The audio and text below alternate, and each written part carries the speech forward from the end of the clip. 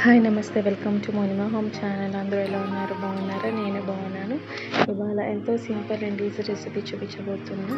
ఒక half an అవర్లో అయిపోవాలి అనుకుంటే ఈ రెసిపీ బెస్ట్ అండ్ ఈజీ కూడా. వాంగీబాత్ నేను ఎలా చేస్తానో మీకు చూపిస్తాను. ఇప్పుడు స్టవ్ ఆన్ చేసి స్టవ్ మీద ప్రెషర్ కుక్కర్ పెట్టి దాంట్లో 2 to 3 టేబుల్ స్పూన్ ఆయిల్ వేసి 1 టీ స్పూన్ ఆవాలు, 1 టీ స్పూన్ పచ్చిశనగపప్పు, ఒక 3 లేదా 4 పచ్చిమిర్చి చీల్చినవి వేసి ఒక 2 మీడియం సైజ్ ఆనియన్ సన్నగా పొడవుగా కట్ చేసి వేయాలి. మంచిగా వేగనియాలి. ఆనియన్ అంతా కొంచెం రెడ్డిష్ వచ్చే వరకు మంచిగా వేగనివ్వాలి. ఇప్పుడు ఒక పిగ్ టమాటో కట్ చేసి చిన్న ముక్కలు కట్ చేసి వేయాలి. మంచిగా టమాటో కూడా మంచిగా కుక్ అయ్యాక అంటే సాఫ్ట్గా అయ్యాక ఇప్పుడు 2 టేబుల్ స్పూన్ కారం పొడి, ఒక హాఫ్ టీ స్పూన్ పసుపు వేసి మంచిగా మిక్స్ చేయాలి ఒక 2 మినిట్స్ అలా. 2 మినిట్స్ తర్వాత ఇప్పుడు వాంగీబాత్ పౌడర్, ఎన్టీఆర్ వాంగీబాత్ పౌడర్ ఉంటుంది కదా, మార్కెట్లో దొరుకుతుంది కదా, అది ఒక 2 టేబుల్ స్పూన్ అంతా వేసి కొద్దిగా వాటర్ పోసి మంచిగా మిక్స్ చేశాక ఒక 1-2 మినిట్స్లో ఆయిల్ సపరేట్ అవుతుంది.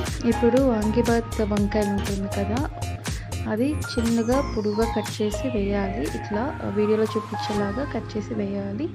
ఒకసారి మంచిగా మిక్స్ చేసి ఒక 2 to 5 మినిట్స్ అలా ఫ్రై అవ్వాలి. ఫ్రై అయ్యాక టేస్ట్కి తగ్గినంత సాల్ట్ వేసి మంచిగా మిక్స్ చేయాలి.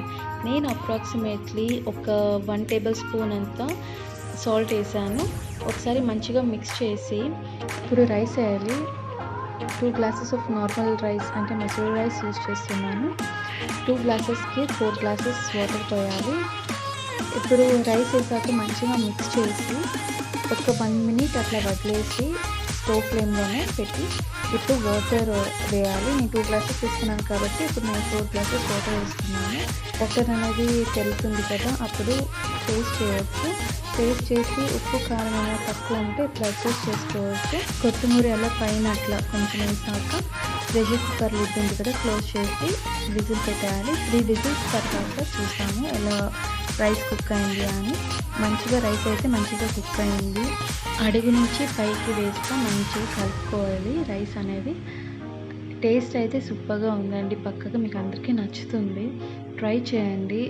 లాస్ట్లో పైన అట్లా కొత్తిమీర కొంచెం గార్నిష్ చేసి సర్వ్ చేసుకోండి, బాగుంటుంది. ఈ వీడియో మీకు నచ్చితే లైక్ చేయండి, షేర్ చేయండి, సబ్స్క్రైబ్ చేయండి. Thank you all.